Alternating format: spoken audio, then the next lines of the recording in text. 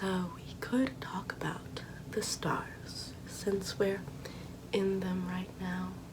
And by right now, I mean forever. But, I guess I'm a little too pissed off and have been since 415 AD that, I can't really focus on them right now. I'm just a little distracted with my own intense feelings. You see, I've been trying to meditate. As a Neoplatonist, that's what I do. I meditate in order to find happiness and peace, inner peace.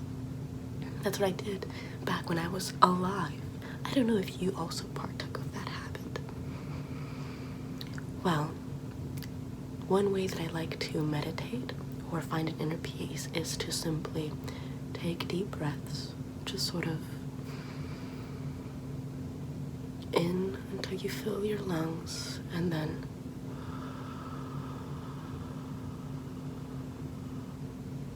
exhale for longer than you inhaled, and then repeat the process.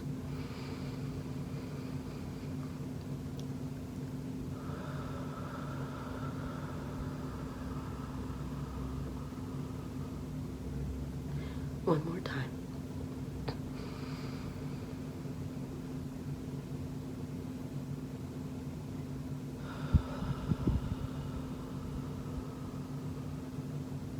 That was one of our tenets. As a Neoplatonist, we believe that there's, well, it depends on which branch you go with, whether it be with Iamblichus, I don't know, the name is weird, I didn't subscribe to his ideology, or with Plunus, I believe that was his name, I don't know, I subscribed to his ideology, not his name. So, if you subscribe to the latter, which is the form of thinking that I believed in when it comes to Neoplatonism, you believed in the one, the intellect, and the soul. And even though most forms of belief tend to emphasize the afterlife, which we also believed in the Neoplatonist form of thinking, or Neoplatonism, it emphasized the fact that you could find true happiness while on earth, while in your first life, through meditation, through continual learning, and through just being in general a good person. But frankly, apparently that wasn't good enough for the people that I surrounded myself with. And by that I mean for the people that surrounded me. Because frankly, it's not like I chose to be there. The entire Christian, Hellenic, pagan world was just up in flames, literally, around me. Nonetheless, I did my absolute best. Let's take a breath, otherwise I'm gonna get stressed. In, and then take a deep breath out.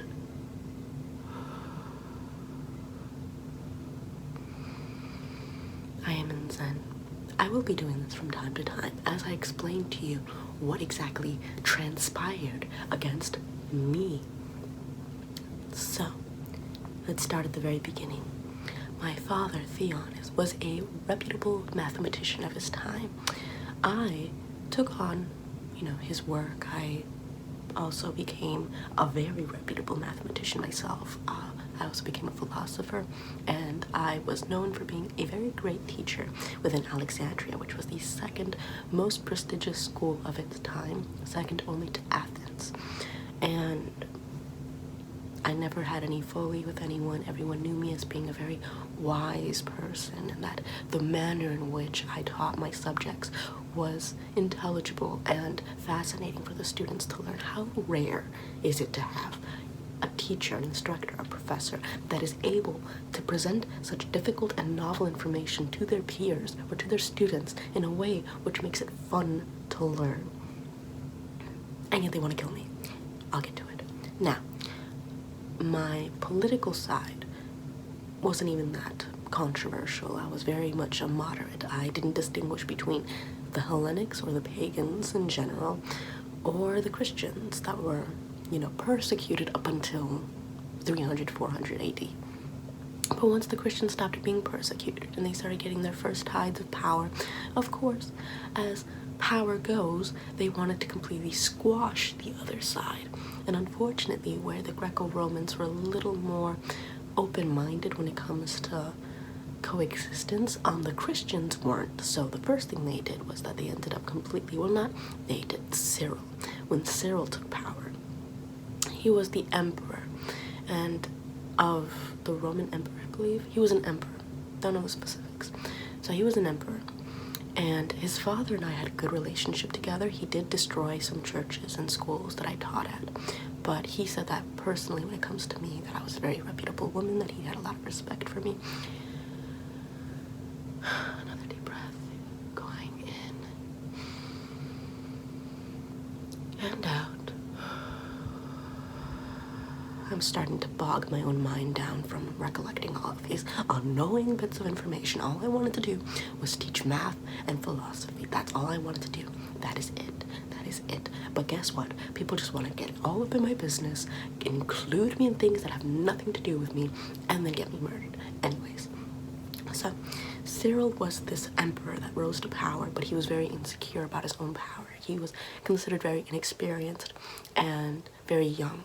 So in order to show his first blast of power, he ended up ransacking and, what's it called? He pushed away the Jews from Alexandria. He made them flee. And as a result, Orestes, the Roman prefect, did not appreciate that at all, and a lot of Christians actually found it to be a deplorable act, but Orestes took the most offense out of it.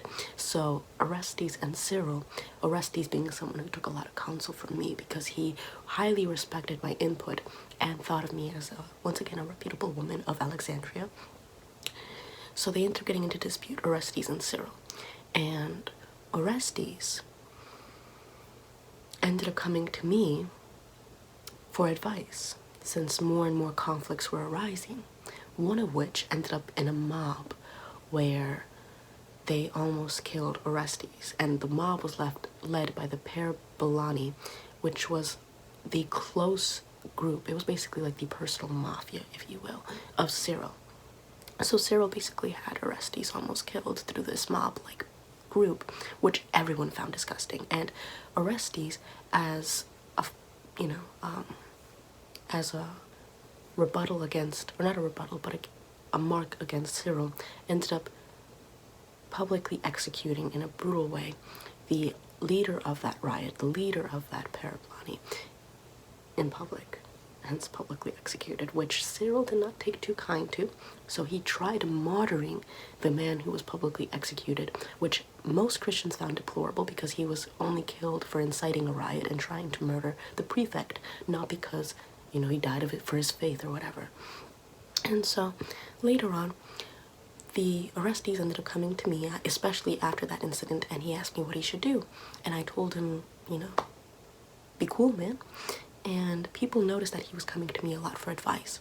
So Christians began to think that I was trying to dissuade Orestes and Cyril from having any sort of reconciliation, and this rumor started permeating. People started calling me a Satanist. They said that my astrolabe, which I did not invent but that I used, which is used to measure the stars, was a demonic tool that I was using magic to put Orestes underneath my spell, hence why he came to me so much, because why would a man come to a woman, I guess, so for advice. So as a result, the Parabolani, which were the same group that killed Orestes, came to me. I was in a carriage. They took me out of the carriage. They then skinned me alive with roof tiles, dismembered me, cut out my eyes, then dragged my limbs throughout the town, burned them right outside. Let's breathe, let's breathe, let's breathe. In and out. Follow the circle. In and out. In and out. So that's how I died. And guess what? Cyril was considered a saint afterwards. Isn't that fantastic? Oh, I love it. Get people murdered and incite riots and have complete chaos beneath your reign, but then be considered a saint. That's just fabulous. So That's me. How did you get here? Like, what exactly, ended you? Was it on the same level as me? Or, like, what happened? Tell me the